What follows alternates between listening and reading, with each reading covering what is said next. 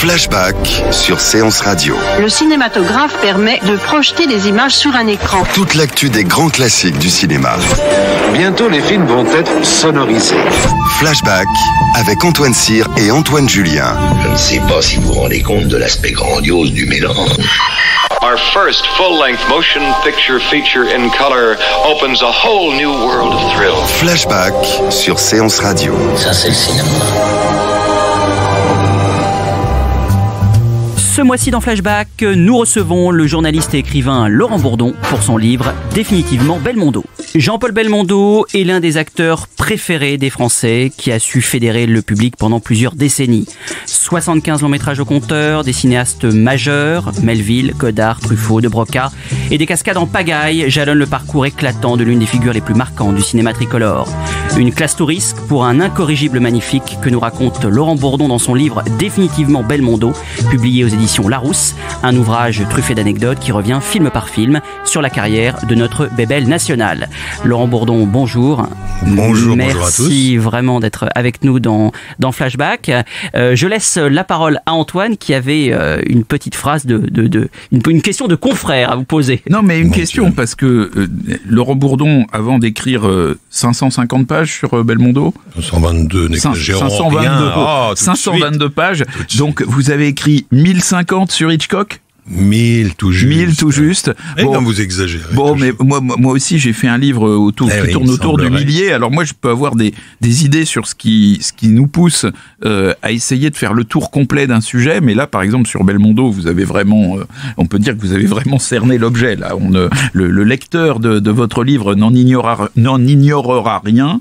Alors, qu'est-ce qui vous pousse, Laurent, à faire des livres exhaustifs qui à la fin d'ailleurs sont très divertissants? Oh, c'est très aimable. Eh bien, écoutez, je pense que c'est un petit peu différent à chaque fois. Hitchcock, c'est une planète Hitchcock. Alors, quand on rentre dedans, quand on met le doigt, si je puis dire, Hitchcock, on peut pas s'en sortir et donc on est obligé de tout faire et d'aller au bout et j'y serais encore si ma femme ne m'avait pas dit, écoute, là, c'est bon, envoie-le à un éditeur, fais quelque chose.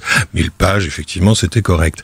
Là, pour Belmondo, c'est un peu différent parce que juste avant, j'avais fait un bouquin sur Chabrol et donc je l'avais un peu côtoyé puisque Chabrol et Belmondo ont travaillé ensemble très tôt.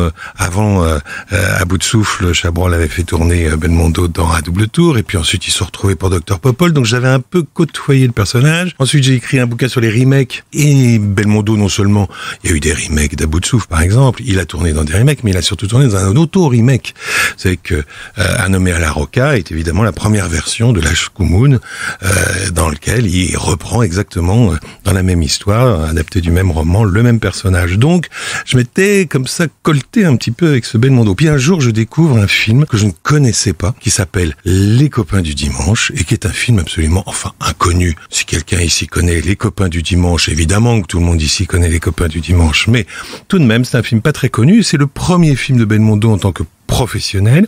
Il sort du conservatoire. Au conservatoire, il y a tourné une petite scène d'un Molière dans un film justement documentaire sur Molière. Donc ça, voilà, le premier film, c'est ça, c'est Les Copains du Dimanche, qui est produit par pas une filiale, mais un organisme très proche de la CGT.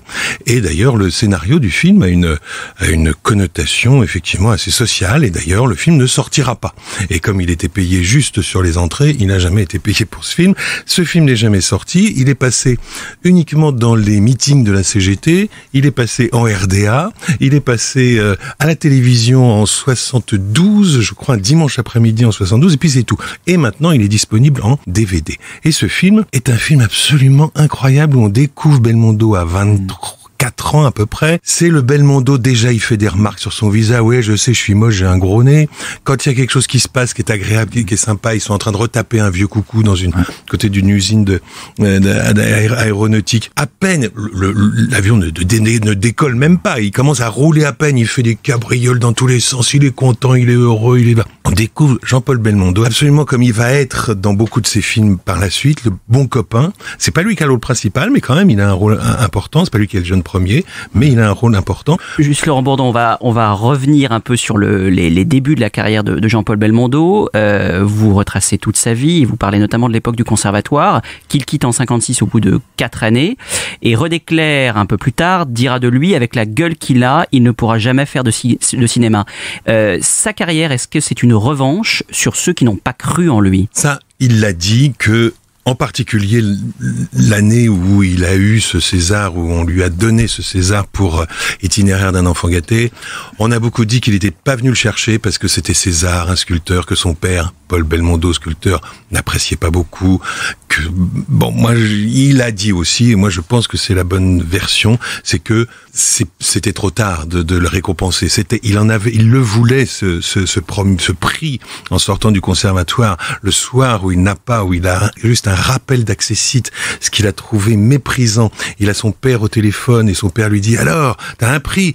Il dit ils m'ont porté en triomphe. J'ai fait oui non mais t'as un prix. Et non il y a pas de prix. Et non seulement c'est le drame pour sa famille, pour lui, c'est vraiment un moment terrible. Il a redoublé, il a passé 2 fois la dernière année du conservatoire, Les portes de la maison de Molière, les portes de la Comédie Française se sont refermées. On entrait directement avec un premier prix du conservatoire. On rentrait à la Comédie Française. Il en rêvait de jouer Scapin à la Comédie Française.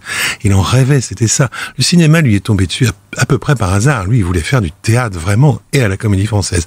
Et ça a été vraiment le drame de sa vie. Et effectivement, je pense qu'une grande partie de son dynamisme, de son, comment on pourrait dire, de sa volonté de y arriver, sa force, niaque, on dirait, voilà.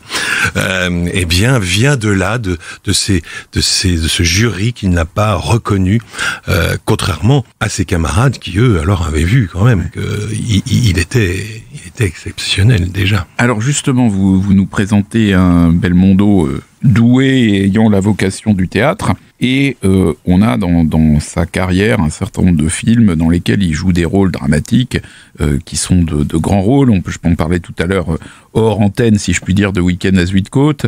Il y a aussi un film que j'aime beaucoup qui est Léon Morin prêtre. Oui, moi je trouve que Belmondo. Alors vous allez peut-être expliquer, avoir là. Donc moi mon truc je trouve un peu dommage que les rôles dramatiques de Belmondo semblent un peu s'éclipser par rapport à des rôles qui sont, alors on peut dire qu'à bout de souffle c'est pas un rôle dramatique, vous voyez, par exemple, c'est un peu les rôles vraiment un peu un peu sérieux de Belmondo, avec une gravité, avec une certaine gravité, s'éclipse un peu. Est-ce que vous trouvez pas ça dommage? Non, parce que je ne crois pas que les rôles dramatiques de Belmondo s'éclipsent. Il y a des rôles où, franchement, moi, là, j'ai le droit, on est entre nous, on a le droit de dire que, absolument, franchement, dans Léon Morin prêtre, on a l'impression qu'il s'ennuie, et d'ailleurs, il s'est ennuyé beaucoup pendant le tournage, et ils se sont très mal entendus avec Melville, et pourtant, il va en tourner 2 autres. Je suis trop Melvillophile, alors. Mais sans doute, mais vous n'êtes pas tout seul, Antoine. Vous n'êtes pas tout seul dans ce registre. Ah bon, voilà. Rassuré. Mais c'est intéressant, Laurent Bourdon, ce que vous dites, parce que là, vous faites une critique sur Léon Morin prêtre. Oui, mais ça, c'est parce que vous me forcez à le faire et vous me poussez parce que je ne fais jamais de critique. Et voilà, et c'est une très bonne remarque, puisque en effet, vous faites presque une sorte de compte-rendu extrêmement complet, détaillé, film par film, et pièce par pièce aussi, même si pendant très longues années, Belmondo va quitter les planches. Mais vous ne critiquez pas, en effet, les films. Vous faites en revanche des revues de presse très complète, parfois extrêmement féroce sur certains films. Ça, c'est tout à fait intéressant. Mais sur Belmondo, l'acteur, en effet, il y avait de la gravité, mais il y avait surtout, et ça on le voit bien dans votre livre quand il déboule au début des années 60 dans le cinéma français, une liberté de ton, un refus des convenances, une décontraction totale. Mais est-ce que c'était un acteur moderne à ce niveau-là, ou est-ce que ce sont les cinéastes qui l'ont rendu moderne? Ah non, c'est un comédien moderne. Au conservatoire, réécouter les témoignages de Claude Rich, de Jean Rochefort, qui sont enregistrés, tous ces gens-là disent, mais c'était un Ludion, vraiment, c'était le chef de la bande, c'était lui il nous donnait un coup de vieux, dit Claude Rich. Il nous donnait un coup de vieux au conservatoire, il n'avait pas tourné de film encore. Et donc, c'est évidemment Godard qui va le faire éclater, et va lui permettre de se libérer complètement devant une caméra. Mais au conservatoire, déjà, il y a des profs qui ne comprennent pas du tout, il n'aura pas son prix. Pierre Dux va lui dire, ça c'est quand même assez connu, mais enfin, avec la tête que vous avez, vous ne tiendrez jamais une femme dans vos bras, on n'y croira pas. Bon, alors un jour, il le croise sur les Champs-Élysées au bras d'Ursula Andress, il dit « je fais ce que je peux ». Et donc à part cela, il y en a quand même quelques-uns, d'ailleurs qu'il a gardé des amitiés avec certains professeurs du conservatoire, dont un qui lui a dit « mais qu'est-ce que tu veux que je fasse? Je vais pas mélanger. Enfin, c'est une eau vive, c'est une eau claire, Belmondo. Il y a rien à dire. C'est comme ça. C'est une, voilà. Et donc, il y en a quand même qui l'ont repéré dès ce moment-là. Pas tous, mais il y en a qui l'ont repéré dès ce moment-là. Et après, il y a des réalisateurs qui vont un peu le casser un peu, hein. Si vous allez voir les distractions d'un certain Dupont, vous verrez que Belmondo n'est pas toujours égal à son meilleur. Et pourtant, son meilleur, il le trouve, selon moi, dans cette période des années 60, où il excelle à la fois dans la comédie, on l'a déjà dit, l'aventure. Il faut vraiment citer Philippe de Broca, quand même, qui est un metteur en scène très, très, très important, avec lequel il a beaucoup tourné. La modernité avec Godard, le drame avec Melville, et puis aussi, il figure dans des films qu'on a un peu oubliés et qui retrouvent une seconde jeunesse, notamment grâce à votre livre, notamment Le Voleur de Louis Malle, qui est un film que j'aime énormément, qui est un film assez contestataire, hein, pour l'époque, il y a un côté assez anarchiste. Et puis, il malmène aussi son image quelques années après avec La Sirène du Mississippi de Truffaut. Son public est assez déboussolé. Est-ce que cette période où finalement il fait tous les registres, il le fait très très bien, est-ce que c'est son âge d'or, c'est l'âge d'or de Belmondo? Alors oui, je pense que c'est un âge d'or de Belmondo. Il y en aura peut-être d'autres après, mais c'est vrai que là, et vous parlez à raison de cette Sirène du Mississippi qui va l'orienter vers ce qui va devenir Bébel, quoi.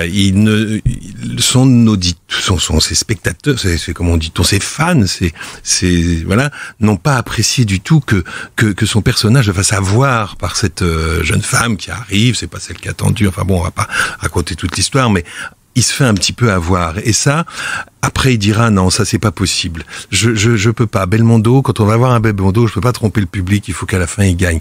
À un moment, Gary Cooper, il reçoit une claque, il reçoit les coups de poing, mais à la fin, c'est quand même lui qui gagne, qui voilà. Et donc à partir non, Gary Cooper, il meurt souvent, mon cher Laurent, mais oui, mais glorieusement. Certes. Ah non, mais voilà, le public veut que voilà Belmondo, il gagne. Et effectivement, La Sirène du Mississippi, je vais pas vérifier là maintenant, mais je pense que c'est le dernier où vraiment il n'est pas voilà. Après, il va devenir producteur, il va devenir distributeur, et c'est ça qui va peut-être poser des petits, parce que devenir producteur, c'est après Borsalino, il a vu que Delon on produisait Borsalino et que ça marchait bien. Bon, alors pourquoi pas? Donc il va produire un premier film, c'est le Docteur Popol, justement, avec Chabrol. Après, il va devenir distributeur avec René Château.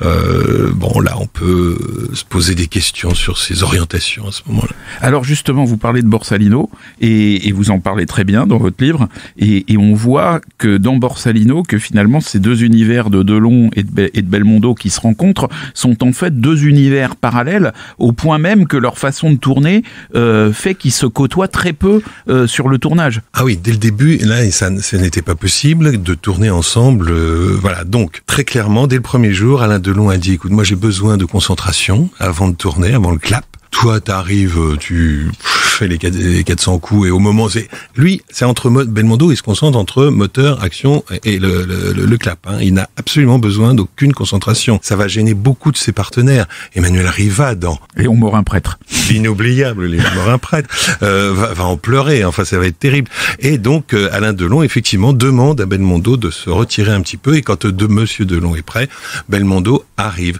Melville va lui demander d'aller se retirer dans sa loge. Je lui dis oui, mais attends, je vais m'endormir. Et effectivement, quand on va le chercher, il faut le réveiller parce que voilà. Et donc ils ne s'entendent pas bien. Delon a besoin. Enfin, ils s'entendent bien, mais je veux dire que l'ambiance après, c'est la sortie de Borsalino qui va poser des problèmes entre les deux. Pendant le tournage, ils s'entendent bien. Ils ont décidé cet accord. Ils s'entendent bien, mais dans des mondes parallèles un peu. Dans des mondes parallèles, Belmondo va très souvent repartir voir sa dulcinée entre le week-end, par exemple. Lui, il reste. Delon reste dans le coin, se concentre, toujours très... Voilà. Mais ça, c'est les deux personnages. Regardez les rôles qu'a réservé Bertrand Blier à Alain Delon et à Belmondo dans Les Acteurs. Voilà, c'est deux personnages absolument différents. Il est producteur en effet au début des années 70. C'est à ce moment-là en effet vous l'avez déjà un peu évoqué, qu'une rupture va se faire dans sa carrière. Et il y a d'abord le mauvais accueil de Stavisky de Resnais qui est présenté à Cannes, qui est sifflé même en projection, ce qui paraît un peu impensable aujourd'hui, mais c'était pourtant le cas à l'époque. Ça va le refroidir chaudement, même si Stavisky n'a pas que des admirateurs dans ce studio. Donc c'est pas le meilleur film de Resnais. C'est pas le meilleur film de Resnais, mais c'était en tout cas c'est celui qui a le mieux marché dans sa filmographie. C'est en tout cas un de ceux qui a le mieux marché. Ouais. Et puis il devient, et ça il faut forcément en parler, au début des années 70, Le Roi des Cascades, Peur sur la ville de Verneuil et ses fameuses cascades sur le métro et sur les toits parisiens, puis L'Animal de Claude Zidi. On apprend d'ailleurs dans votre livre que c'était à l'époque le film le plus cher du cinéma français. Mais oui, mais alors à chaque fois il y a le film le plus cher, puis l'année d'après il y a le film le plus cher. Enfin là c'était le film le plus cher. Mais c'est dire à quel point l'ambition de Belmondo était grande en tant que producteur. De Belmondo et du producteur qui était donc avec Claude Zidi, Fechner évidemment, qui va gagner beaucoup d'argent avec ce film, effectivement. Et effectivement, il fait beaucoup de cascades. Et franchement, on l'a un peu accusé d'être plus cascadeur que comédien. Il faisait pas ça pour faire des entrées, il faisait pas ça pour le buzz, comme on ne disait pas à l'époque. À 4 ans, 5 ans, il se suspendait dans la cage d'escalier de l'immeuble parental, rue Victor Considérant, à Paris. Et sa mère était évidemment aux 400 coups. Il passait d'un balcon à l'autre, d'une pièce à l'autre par le balcon, au-dessus de la pièce. Ils habitaient au 6e étage, au 5e étage. Bon, il a toujours adoré, faire des cascades, des pitreries. Et ça a commencé comme ça. Ça a commencé avec L'Homme de Rio, où il a commencé là aussi à passer il était dans un hôtel, le Hilton, là, qui est sur la baie de Rio, et il passe d'une chambre à l'autre par la fenêtre. Enfin, ça ne pose aucun problème. Voilà, il adore ça. C'est vraiment pour le plaisir. Et c'est aussi pour cette raison, entre autres, que le public va se déplacer massivement pour le Bébel annuel. C'est quand même une autre époque, mais c'est complètement incroyable quand on voit les chiffres. Entre 81 et 83, il enchaîne Le Professionnel, L'As des As et Le Marginal, qui font des millions d'entrées. Ce sont 3 de ses plus grands succès. Et pourtant, c'est à ce moment-là de cristallisation avec la critique. Libération à l'époque, vous le dites dans le livre, rebaptise Le Marginal, Le Marginul. Et en 82, l'année d'avant, et oui, L'As des As sort. Au même moment sort le film de Jacques Demy, Une chambre en ville. Énorme polémique, on reproche une corps de critiques très remontés, reproche à Belmondo d'avoir volé carrément les spectateurs de Jacques Demy. Belmondo se défend, enfin c'est assez violent. Là, il y a un point de rupture à ce moment-là, on a l'impression, entre le Bébel superstar et la critique qui n'en veut plus. Oui, je crois que d'abord il a eu toujours un peu des problèmes avec la critique, parce que vu le nombre d'entrées qu'il faisait, si en plus il avait eu la critique avec lui, c'est pas drôle. Et là, évidemment, avec cette affaire d'une chambre en ville de Demy, c'est très compliqué. Ils sont revenus un petit peu. Tout le monde est un petit peu revenu en arrière sur cette histoire, et ils ont dit, les critiques qu'il y avait, donc, alors ils ont acheté des pages de pubs dans la presse. Ils ont fait des choses comme ça pour dire, je sais plus exactement le texte, mais enfin, je sais pas combien de millions de spectateurs pour Belmondo et très peu. C'est 2 poids 2 mesures, etc. Bon, bien sûr, après, ça a été facile après, lorsque Belmondo a tourné un peu moins, et des films comme par exemple ce remake du film de Sacha Guitry, Désiré, voilà, qui est mal sorti, qui est resté, voilà, lui a dit, dites donc, vous vous souvenez que dans le temps, vous disiez, bon, c'est vrai qu'il y avait une suprématie de la distribution des films de Belmondo dans toutes les salles et partout, et ça laissait peut-être peu de place.